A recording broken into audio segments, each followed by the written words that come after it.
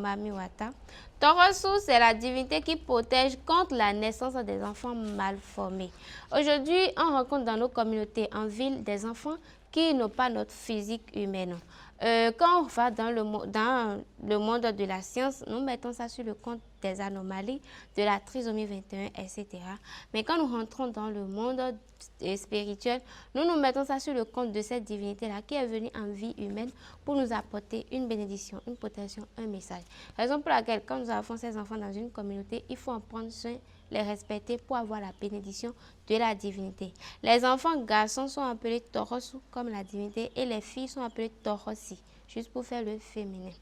Jusque-là, vous allez constater qu'on a vu les 4 éléments de l'univers. Le Dan, qui est l'air, le Hevioso, qui est le feu, le Sapata, qui est la terre, et enfin le Torosu, qui est l'eau. Ici, ce sont les jumeaux. Enfants, on les appelle les Roho, et en Yoruba, on les appelle Ibeji. Ils sont aussi considérés comme des entités sacrées, des dieux sur terre, et quand ils viennent d'eux au monde, c'est pour nous apporter une bénédiction également. Pourquoi nous faisons la représentation de ces jumeaux-là? Tout comme nous, les jumeaux quittent ce monde, ils vont dans le monde spirituel.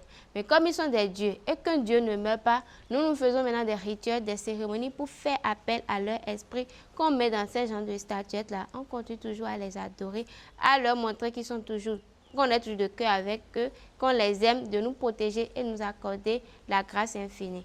Dans les temples, quand vous rentrez, il y a d'autres temples consacrés aux jumeaux qu'on appelle l'œil des jumeaux, le Rohokwe enfant. C'est dans ce temple-là, on fait les offrandes, les prières, les rituels, on donne à manger aux jumeaux. Ils mangent un peu de tout.